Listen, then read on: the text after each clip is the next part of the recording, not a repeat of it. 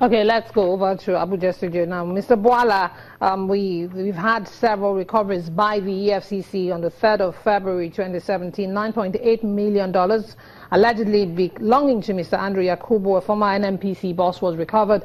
March 14, 2017, 49 million was discovered at the Kaduna airport. We've also had several other recoveries by the anti-graft agencies.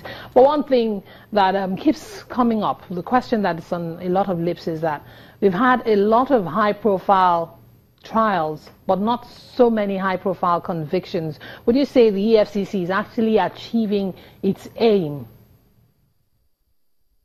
Well, thank you for having me, and my heartfelt condolences as well, over the death of Chukwuma.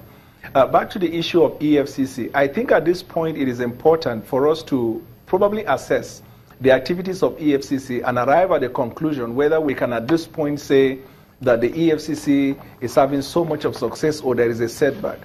I think that we should have less of media frenzy, media activities. Just like the work yesterday, there is nothing wrong with that.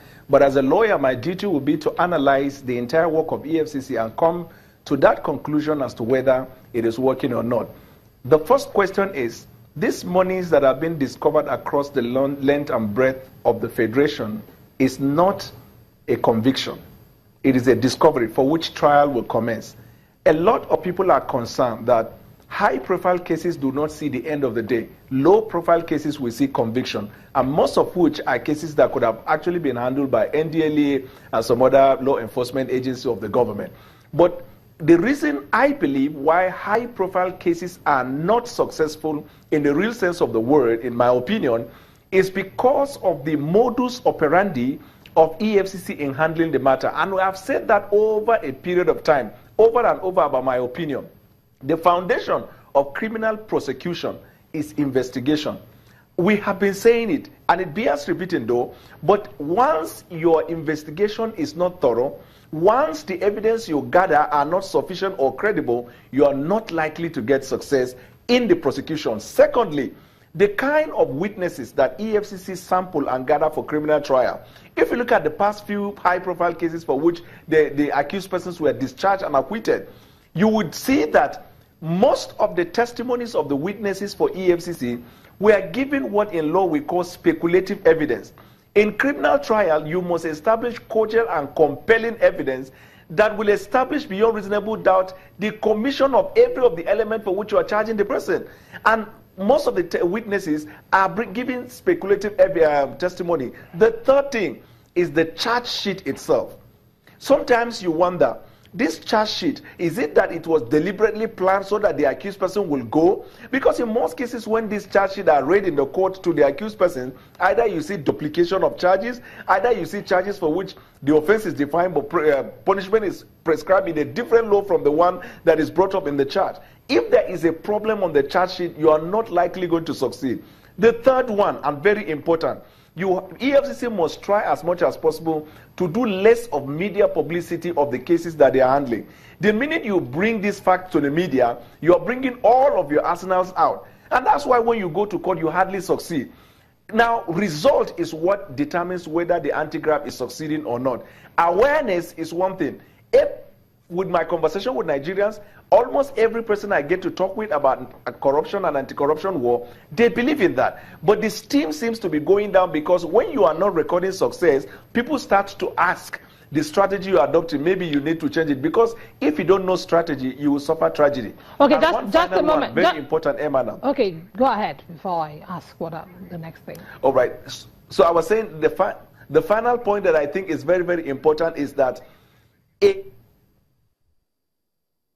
can be made bad by a bad prosecutor, but a bad case can never be made a good case by a good prosecutor. Very important for EFCC to look at holistically the way and the manner in which prosecution is being carried out. It seems to me, and without denigrating any lawyer that is representing EFCC, I have the greatest respect to them, but it seems that EFCC use a collection of lawyers who are traditionally defense lawyers to prosecute case. For you to succeed, you have to get lawyers that are skillful as prosecutors, and they are all over the country. Okay, just hold that thought, Mr. Bwala. Very quickly, tell us, In the speculative evidence and the issue of investigation by the EFCC, are you suggesting that the EFCC has failed in intelligence gathering, and what can be done? Well, what I'm saying is not suggestion, since there are proofs in the discharge and acquittal in the court of law. When it comes to investigation, investigation has to be thorough. The précis of evidence that you bring to court with which you charge the accused person must disclose reasonable, cogent, and compelling evidence that is linking the accused person to the offense for which you're charging the accused person. Speculative evidence is where you are giving a testimony, there is no facts to prove it, there is no document to tie to it, but you are attempting to explore circumstantial evidence. But it is not even strong enough to command circumstantial, perception, therefore it is speculative. Once your testimony is not cogent and compelling, the reason is simple. The difference between criminal trial and civil trial is that civil trial is on balance of probability, but in criminal trial, the element of the offense must be established beyond reasonable doubt before you can secure. When you fail to do that, you will not succeed. Mr. Boala, let's come back to our Lagos studios. Mr. Nyekan, we've had issues where there seems to be a clash of interest or conflict of interest with institutions. For peradventure, the millions discovered in the Koyi apartment where the EFCC went on a raid. How best can anti-graft agencies work in synergy to achieve a common goal?